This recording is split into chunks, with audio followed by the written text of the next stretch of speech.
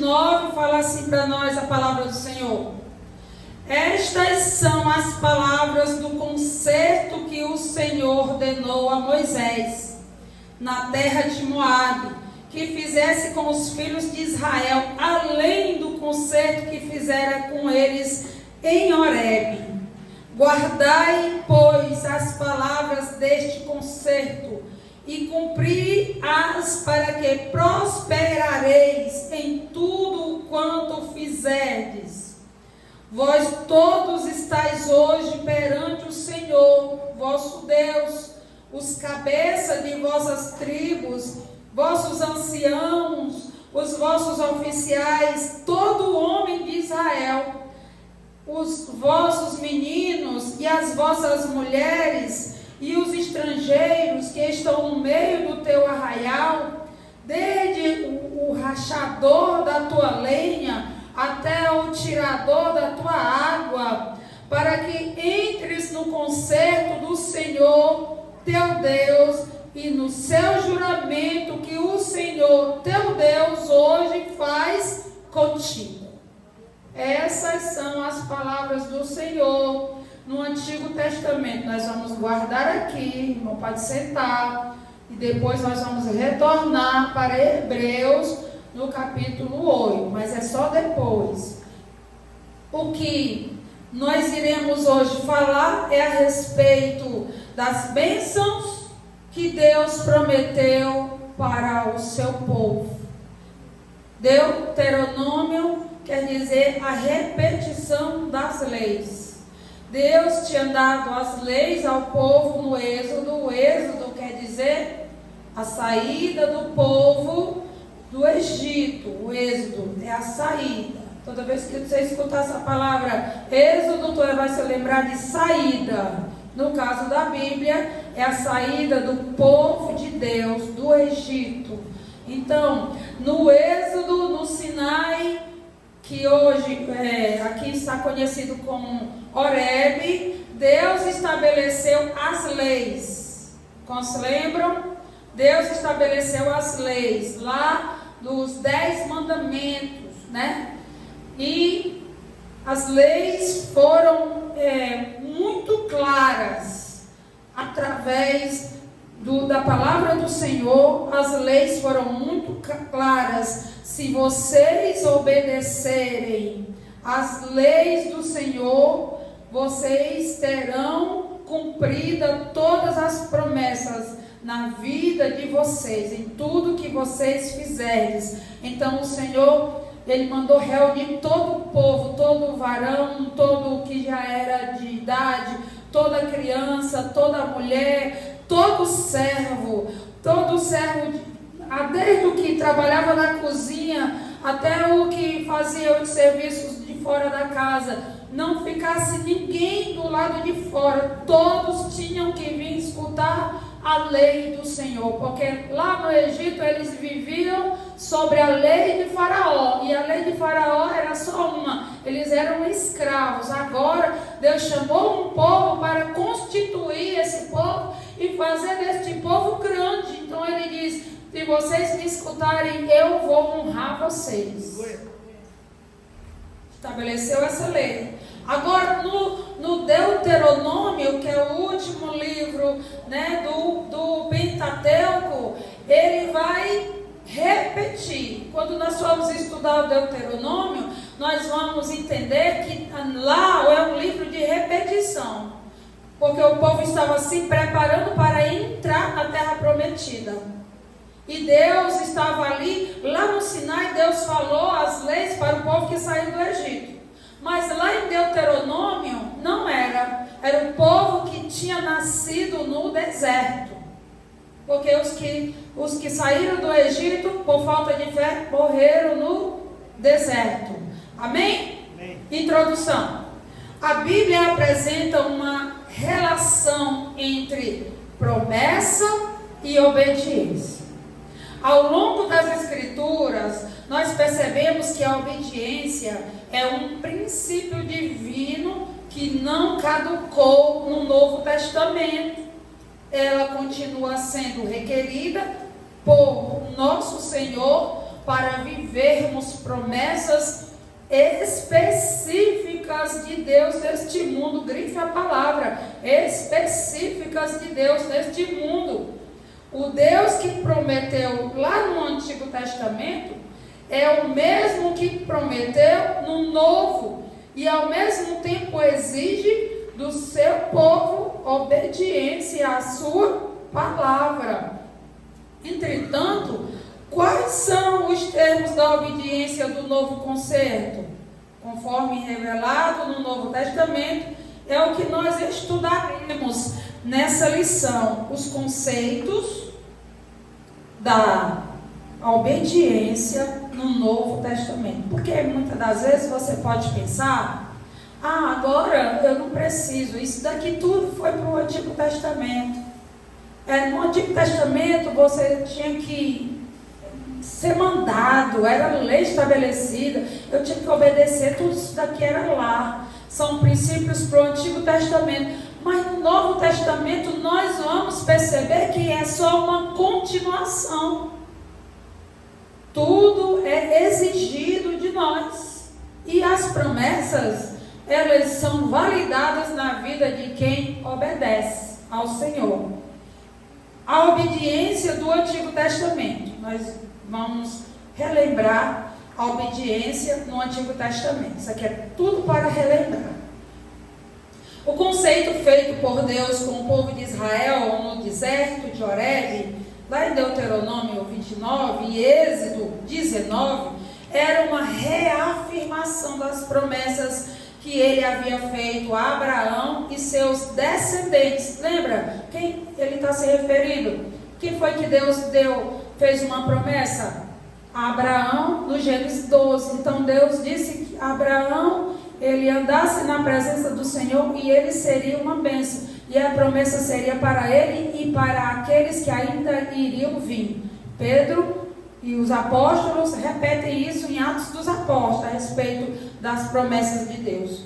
No deserto de Horebe, também denominado o Sinai, ficou patente que o concerto divino exigia santa obediência do povo para que fosse bem sucedido em todas as nações. Então, era exigido a obediência para que o povo fosse bem sucedido, para que o povo ganhasse a guerra, para que o povo fosse próspero. Tudo isso era exigido a obediência à sua santa palavra.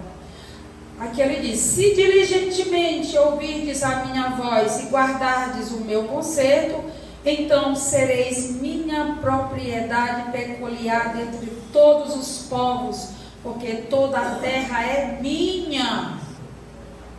Eu sinto assim um peso de autoridade aqui, sabe? Porque toda a terra é do Senhor. E ele diz, Pedro vai repetir isso aqui, né? Pedro vai repetir para nós, vai falar para nós que nós somos propriedade peculiar. O que é uma propriedade peculiar? É algo bem exclusivo. Então, o Senhor, nós não somos pouca coisa, queridos. Nós somos para o Senhor propriedade peculiar, algo exclusivo dele. Nós somos exclusivos dele, porque nosso dono é ele. Nós não temos um outro dono. O nosso dono é ele. Amém? Pela santa obediência, o povo seria um reino sacerdotal, um povo santo. A nação de Israel deveria obedecer aos mandamentos do Senhor para viver as promessas em toda a sua peregrinação no deserto. O concerto nas campinas de Moabe. Muitos anos se passaram. Isso aqui se passou 39 anos. Do Sinai ao Horebe é uma média de 39 anos. Poderia ter sido bem menos anos, né? Deus não tinha em mente que o povo dele passasse 40 anos peregrinando sobre terras estranhas. Eu não queria isso para o povo. Mas o povo não compreendeu, né? E aqui eu me lembro uma palavra que eu já escutei hoje. Eu falei na rádio com a minha amiga e eu já escutei hoje. Se eles tivessem obedecido, a promessa tinha vindo logo. A questão é, entende logo o processo na tua vida. Entende o porquê que tu está passando por isso. Cuida, quanto mais cedo tu compreender e tu se consertar com o teu Deus, mais cedo as promessas são liberadas. Veja quem retardou. Aqui 39 anos, se foi um povo inteiro morreu, caiu sobre a sua negligência, caiu sobre a sua incredulidade e não participou da glória que Deus tinha preparado para eles, meus irmãos. Mas em Moabe, lá nas campinas de Moabe, onde o povo é reunido, ali é repetido essa mesma promessa ao Senhor, do Senhor ao seu povo. Muitos anos se passaram depois do concerto de Horebe, e a maioria dos peregrinos haviam perecido no deserto.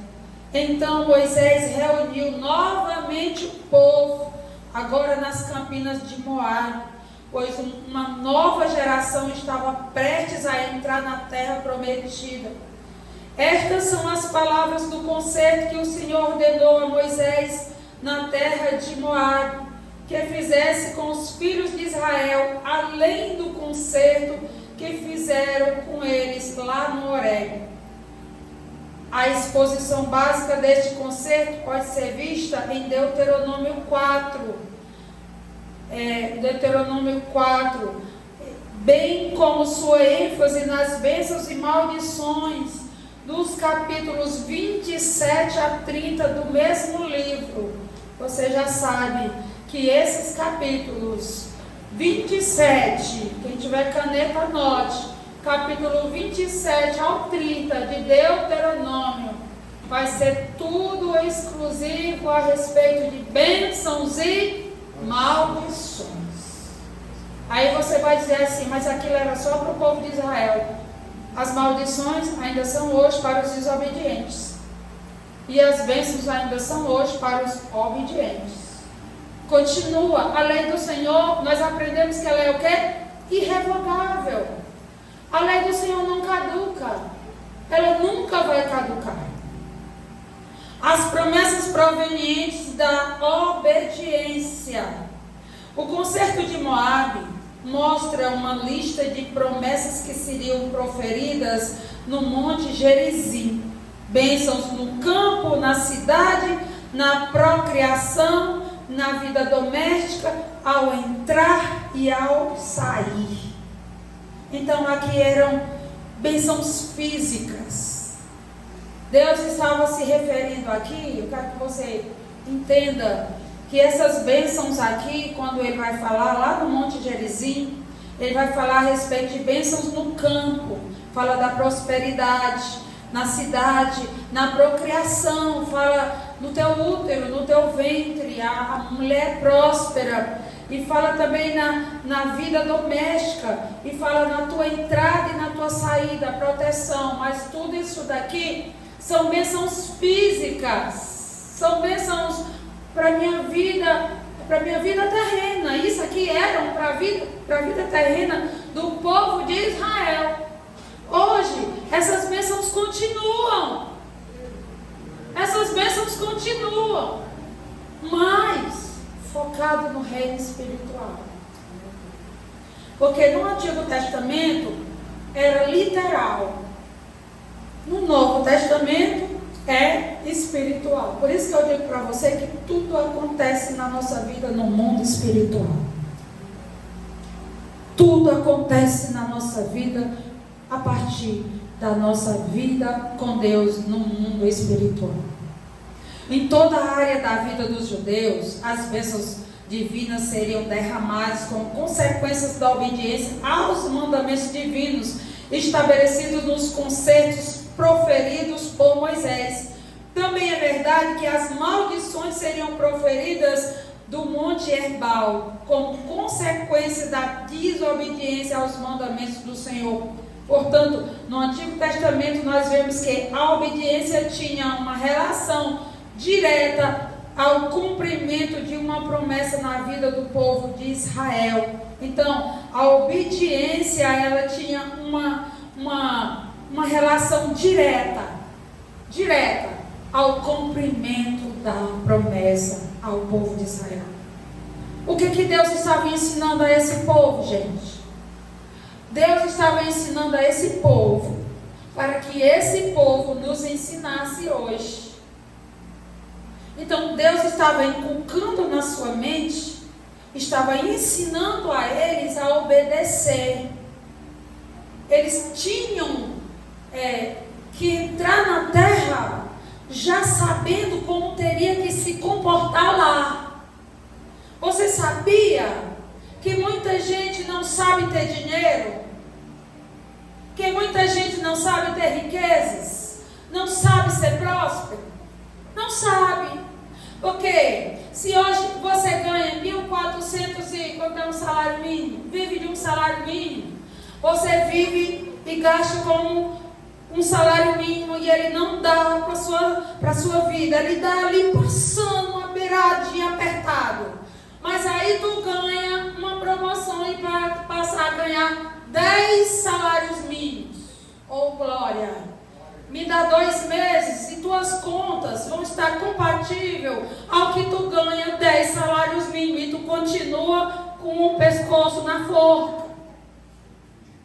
Nós não sabemos ganhar dinheiro, porque nós não sabemos gastar o nosso dinheiro. Nós não sabemos lidar com as bênçãos do Senhor. Então, o que é que o Senhor está fazendo aqui com esse povo? Está ensinando a eles a ter dinheiro. Está ensinando a um povo que nunca teve nada. Recebia na ração por dia para comer. Mas agora Deus estava preparando um povo para serem ricos.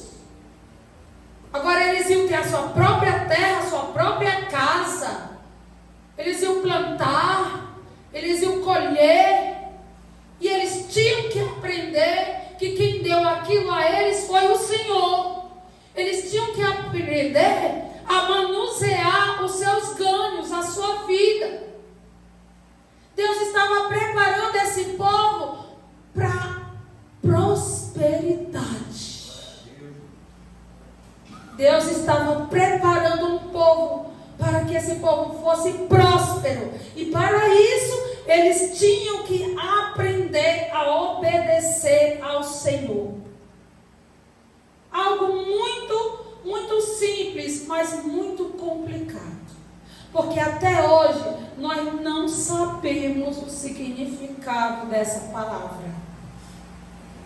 Nós não sabemos o que é obedecer ao Senhor. Nós dizemos que cremos em Deus. Crê até Satanás crer. Mas quando eu digo que creio, eu tenho que mostrar sobre as minhas. Eu tenho que mostrar que creio a respeito das minhas obras. Eu digo que creio, mas tu vê nas minhas obras que eu creio. Então, ele queria o quê? Colocar na cabeça, na mente do povo a lei, que o povo compreendesse a lei na mente, e no coração ele queria que o povo amasse. Então, na mente eu creio e no coração eu amo. Aleluia! Eu amo. Glória a Deus. Quando nós dizemos, eu quero te amar mais, Senhor. Quero te amar mais, Senhor. Nós estamos pedindo ao Senhor uma estrutura para nós obedecermos mais a Ele. Porque quando eu amo, eu obedeço. Quando eu amo, eu me aproximo. E quando eu amo, eu confio. Eu já falei disso aqui. Eu já falei disso, nós já sabemos. Eu louvo a Deus pela vida de vocês, que se vocês estiverem atentos à voz do Senhor, como Ele aqui está dizendo, ao que sai desse altar, meu irmão, é um tempo de prova, mas Deus está preparando para nós ganharmos as bênçãos contidas na obediência dEle. Eu vejo assim, irmãos. Eu aprendi a crer, eu aprendi com as minhas lutas, com as minhas dificuldades, a ter uma fé que muita gente não tem. Eu aprendi isso. Eu aprendi a falar do sobrenatural como se ele já existisse. E eu creio sim, que o Senhor está nos preparando para um tempo novo. Pode não ser todos os que estão aqui, mas é quem tomar posse da palavra e colocar ela em prática. Quem tomar posse, colocar ela em prática, eu acredito que as bênçãos do Senhor estão para a nossa vida. Amém? Glória a Deus. Vamos voltar lá para a nossa lição. Agora em Hebreus, capítulo de número 8. Porque aqui a lição estava somente nos preparando, né? A lição estava só nos preparando para provar para nós que a bênção continua na nova geração. Que a bênção continua na nova aliança, dizendo melhor. As bênçãos continuam. E os preceitos da lei também continuam. Não pense que era só lá no Horebe, no Sinai. Não. Não pense que era só no Monte Ebal. Não. É hoje, na minha casa, na minha família, no meu trabalho. É para hoje. As bênçãos são para nós. Eu creio. Hebreus 8 fala assim: mas agora alcançou, versículo 6, Hebreus 8, 6. Mas agora alcançou ele ministério tanto mais excelente quanto é mediador de um melhor concerto, que está confirmado em melhores promessas. Esse versículo está dizendo o quê? Está falando de Jesus e Moisés. Está falando de Jesus e Moisés, viu? Vou ler de novo para tu compreender. Mas agora alcançou ele ministério tanto mais excelente do que o mediador de um melhor concerto, que está confirmado em melhores promessas. Porque se aquele primeiro fora irrepreensível, nunca seria buscado lugar para o segundo. Porque repreendendo-os, lhes diz: eis que virão dias, diz o Senhor, em que com a casa de Israel e com a casa de Judá estabelecerei um novo concerto. Então aqui é o Senhor fazendo promessas para nós. Recebe. Não o concerto, olha como seria: não segundo o concerto que fiz com seus pais. Quando fala em pais, ele vai falar do povo que andou no deserto, no dia em que os tomei pela mão para os tirar da terra do Egito. Como não permaneceram naquele meu concerto, eu para eles não atentei, diz o Senhor. O Senhor está dizendo: eu tirei eles do Egito, mas eles não me obedeceram, então eu os matei. Eu não deixei eles receberem a promessa. Porque este é o concerto que, depois daqueles dias, farei à casa de Israel, diz o Senhor. Porei as minhas leis no seu entendimento. Essa era a vontade do Senhor. Essa era a vontade do Senhor naquele dia, antes do povo entrar na terra prometida. Mas como eu digo para você, a vontade do Senhor se cumpre. Pode tardar, mas ela se cumpre.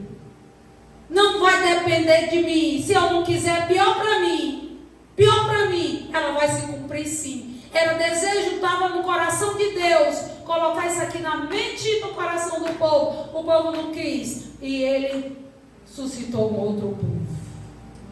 Porei as minhas leis no seu entendimento, e em seu coração as escreverei. E eu lhes serei por Deus, e eles me serão por povo. Isso se chama aliança. E não ensinará cada um ao seu próximo, nem cada um ao seu irmão, dizendo: conhece o Senhor, porque todos me conhecerão, desde o menor, desde até ao maior. Quem não conhece o nosso Senhor? Todos conhecem. Pode até nem obedecer, pode não gostar, pode perseguir, mas conhece. Mas sabe, porque tudo foi antes da cruz e depois da cruz. A história toda, até os céticos, os ateus, eles falam antes de Cristo e depois de Cristo. A história está toda sendo contada aí. A história secular toda, ela é obrigada a ter um norte antes de Cristo e depois de Cristo. Então eles admitem que o nosso Cristo, ele vive e ele viveu eternamente. Amém. Porque sereis, olha aqui, porque sereis misericordioso para com as suas iniquidades, e de seus pecados e de suas prevaricações não me lembrareis mais. Promessa para o pecador que se regenera: não terá mais nenhuma acusação. Quem acusa agora é o cão. Você diz assim: coloca este dedo para lá, vai para trás de mim, porque eu aprendi aqui, está na palavra do Senhor, que o meu Deus não se lembrará mais do que eu fiz. Agora ele só quer ver o meu presente. O meu futuro ficou no mar do esquecimento. Não deixa Satanás nunca mais te acusar. Dizendo um novo concerto: envelheceu o primeiro. Ora, que foi tornado velho e se envelhece, perto está de acabar. Aqui o autor aos Hebreus está provando para nós que o antigo concerto envelheceu. Mas isso não é prejuízo, porque foi tirado muitas lições para que um novo concerto viesse. Antes, o Senhor falava de pecado e falava de purificação dos pecados. E como era que o homem antigo sabia que pecava? Como era que o antigo sabia que pecava? Por causa da lei. A lei aqui, nós estamos estudando sobre as leis. Tem lei para tudo. Tem lei para tudo. Tem lei até para fofoca, vocês acreditam? Vão lá e vejam. Tem lei para tudo. Tem lei até para o que você iria fazer no deserto com o cocô. Leis sanitárias. Leis sanitárias. Leis das purificações. Mas essas leis eram todas morais. Hoje, o que ficou para nós, essas leis eram para o povo de Israel. Agora a lei, ela é espiritual, para a nova aliança. Então as leis cerimoniais eram para o povo de Israel. Para nós ficaram as leis espirituais. Amém? Então o que o autor está dizendo aqui é que no passado você olhava na Bíblia e descobria que estava pecando por causa da lei. Era a lei que dizia que você estava pecando. E como era que esse pecado era perdoado? Pelo sacrifício de animais. Você descobria que pecava e você mesmo ia lá no pátio, pegava um animal, degolava ele, e o sangue daquele animal aspergia o seu pecado até você pecar de novo. Então, haja animal, né? Haja animal. Haja animal. Então, o que purificava era o sangue dos animais. Era o que purificava o pecado que você dizia, que você via na lei que tinha pecado.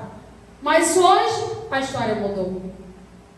A história mudou completamente. Vamos aqui para o tópico 2. Obediência no Novo Testamento. Um novo concerto. Hebreus 8 apresenta aspectos do antigo concerto, mostrando o quanto eles apontam para o perfeito ministério do Senhor Jesus Cristo. Ali vemos que o relacionamento entre Deus e o seu povo se dava por meio de uma fé manifesta pela obediência aos mandamentos da lei. lei e a observação ao sistema de sacrifício no Antigo Testamento, que eu falei para vocês.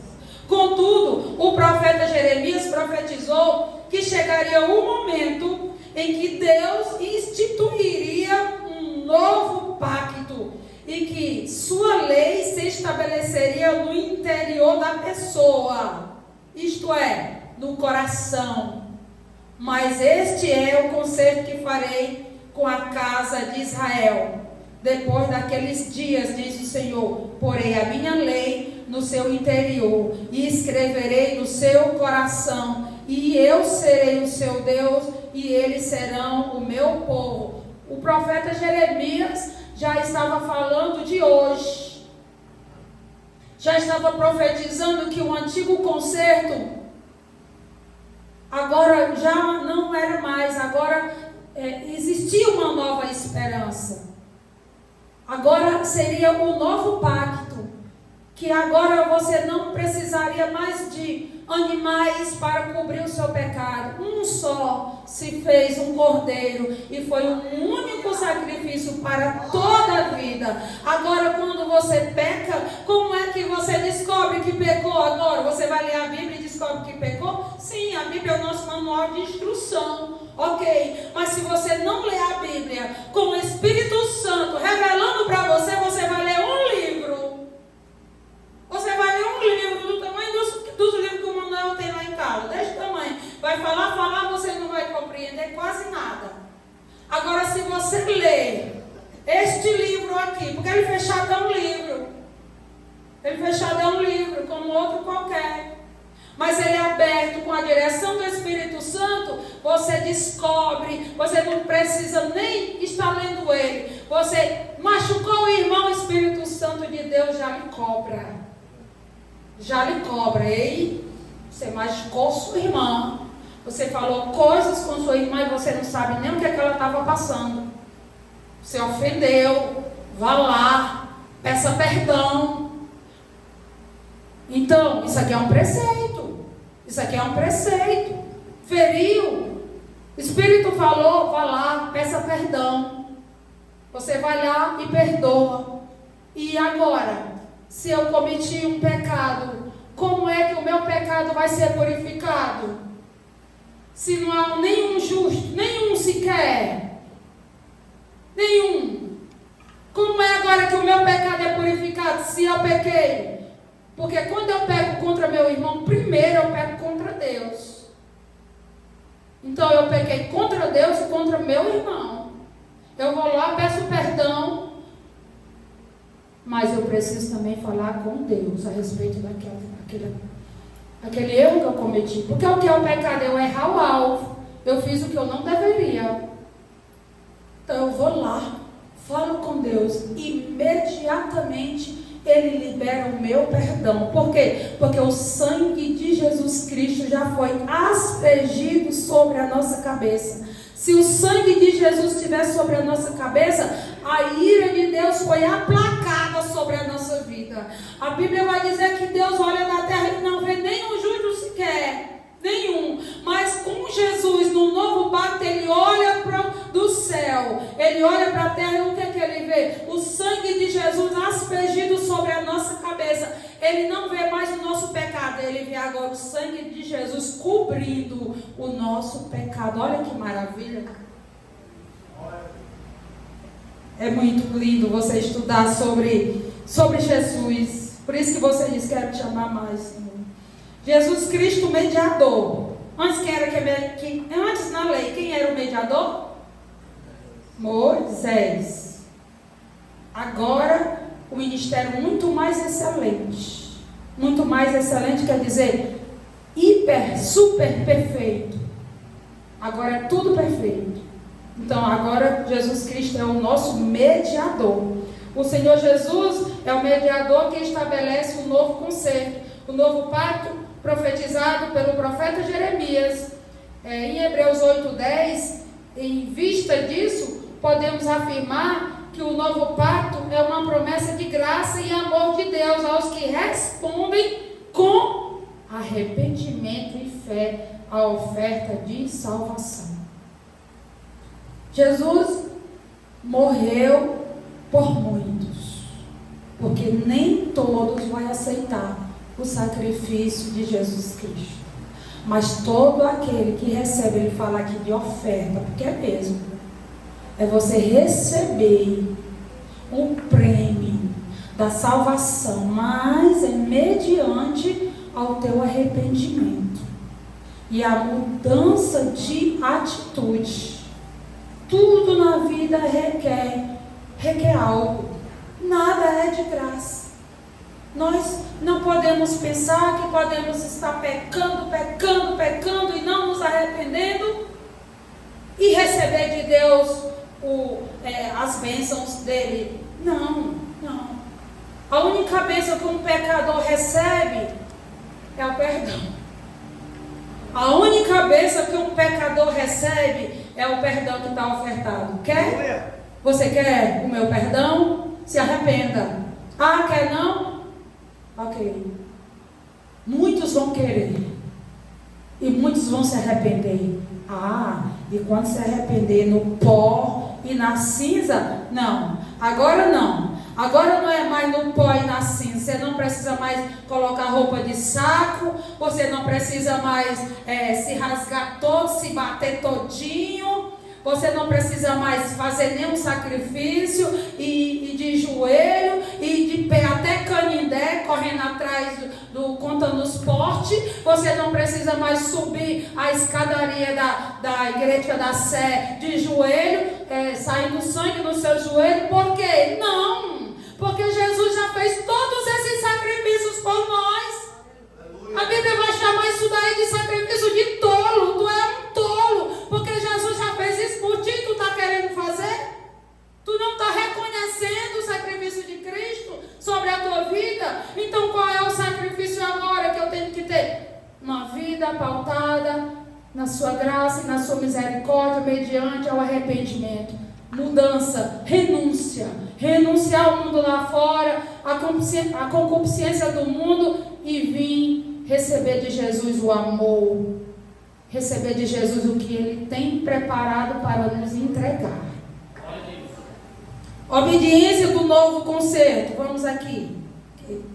Os ensinos do Novo Testamento mostram que fé e obediência andam lado a lado, viu? Fé e obediência andam lado a lado. A relação é uma relação direta, é as duas, né?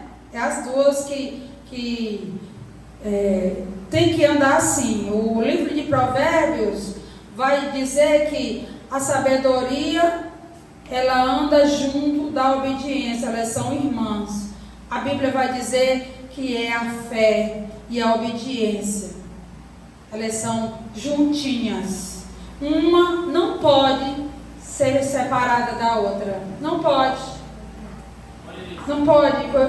Eu acho que eu já falei para vocês que uma vida com Deus aqui na igreja não pode ser diferente da vida com Deus lá no trabalho, lá na praia, lá em casa, onde quer que nós formos.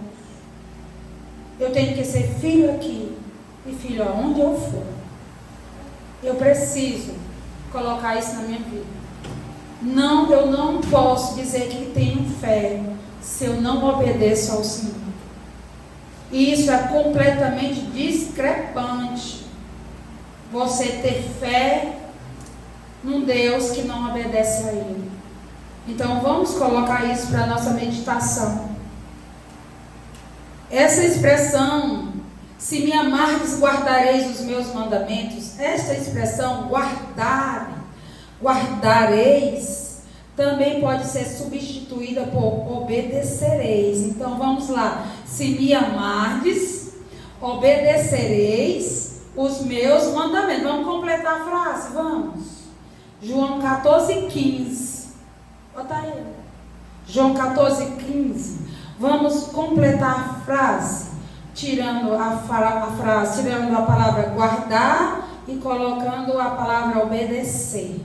Né? É um verbo. Se, vamos, Se me amardes, obedecereis os meus mandamentos. Eu estou substituindo o verbo guardar por obedecer. Então, ele está dizendo, se você me ama, você me obedece. Então, não obedece, não ama. É mentiroso. A Bíblia fala claro a respeito disso.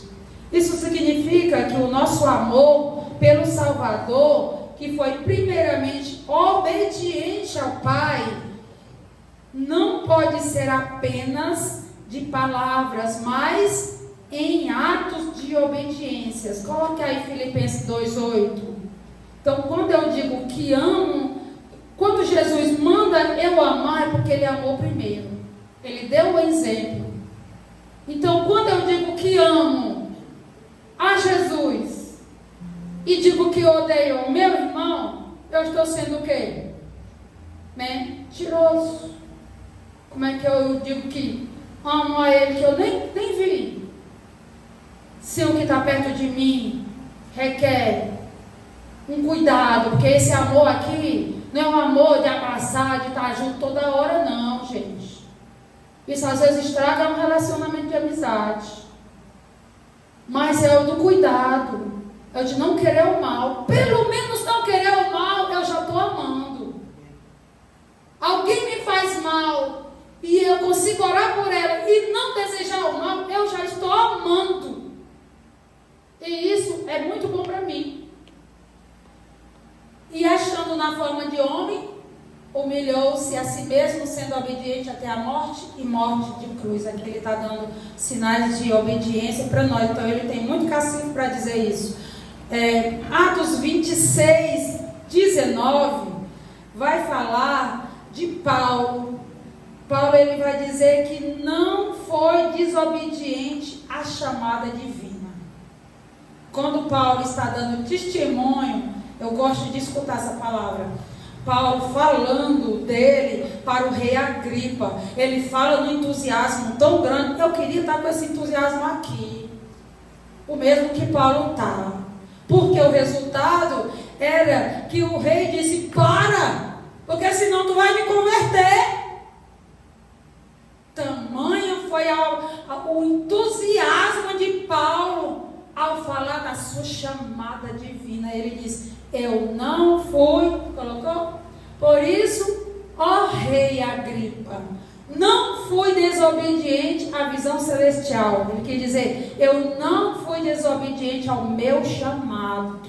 Olha aí, eu fiquei pensando, o quanto nós somos desobedientes ao nosso chamado. O quanto tem pessoas dentro da igreja que já vai fazer décadas e décadas e ainda não descobriu qual é o seu chamado, qual é a área que você melhor atua para ser mais útil na presença de Deus. O quanto nós estamos parados, nós estamos estagnados. E eu estou curiosa, eu estou muito curiosa. Eu tenho perguntado muito a Jesus o que é que Ele vai fazer para alertar esse povo. E tu quer saber que eu estou com medo da resposta? Eu estou com medo da resposta.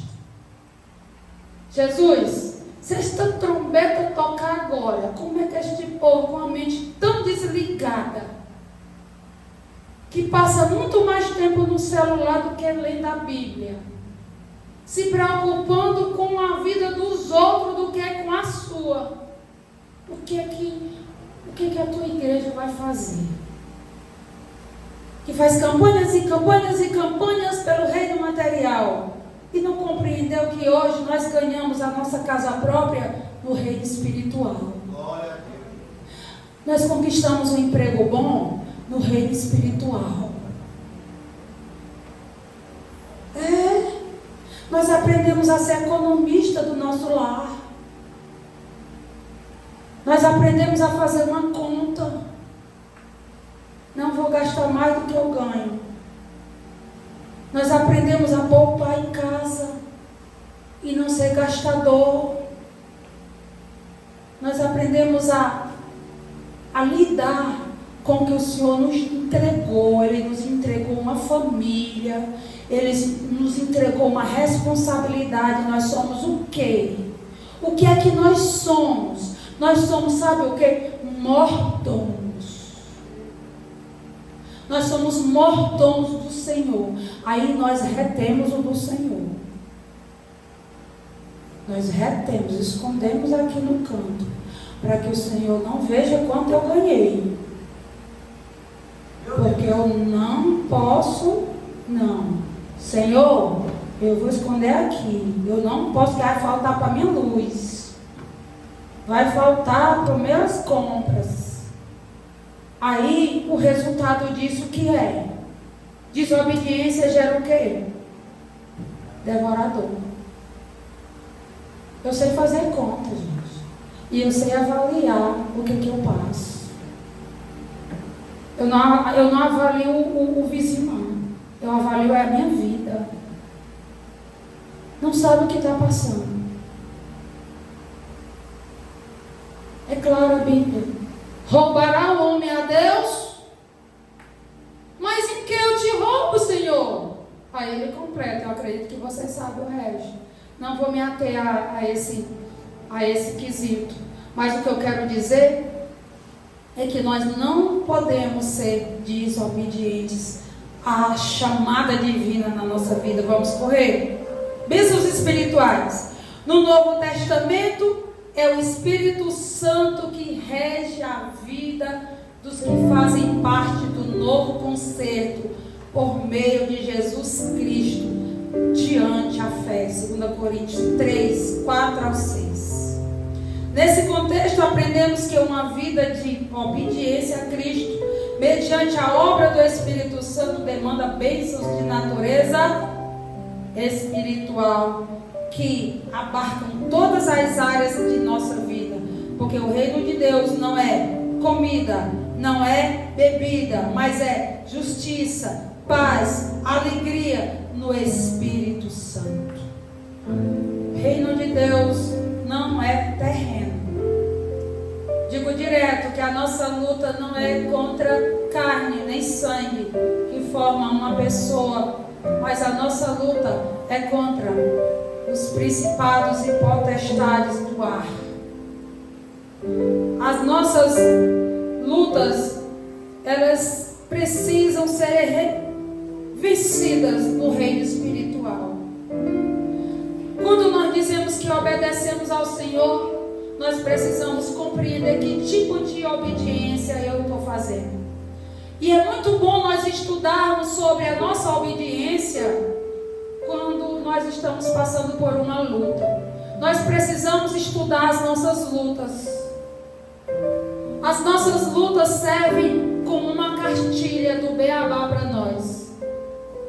As nossas lutas, elas nos ensinam grandes coisas para a nossa vida. E eu vou dizer de novo, quanto mais cedo nós compreendermos e nos arrependermos, mais cedo as bênçãos vão vir para nós. Mais cedo as bênçãos vão vir para nós. Justiça e paz. Deus, Ele diz aqui, Romanos, Ele diz que o reino de Deus não é comida nem bebida, mas é justiça, paz e alegria no Espírito. Justiça e paz forma o reino de Deus hoje na nova aliança. Quem obedece a Cristo vive piedosamente em sua presença e em justiça. Não se alegra com o mal do outro. A sua medida ela não é diferente. Precisa compreender o que é justiça de Deus, o que é justiça da terra. Você bate no peito e diz que está sendo injustiçado e vai para a sua própria justiça. A Bíblia vai dizer que a tua justiça é trapo de imundícia. Eu não vou nem te explicar o que significa o trapo de imundícia. Mas se você quiser estudar sobre isso, vá pesquisar.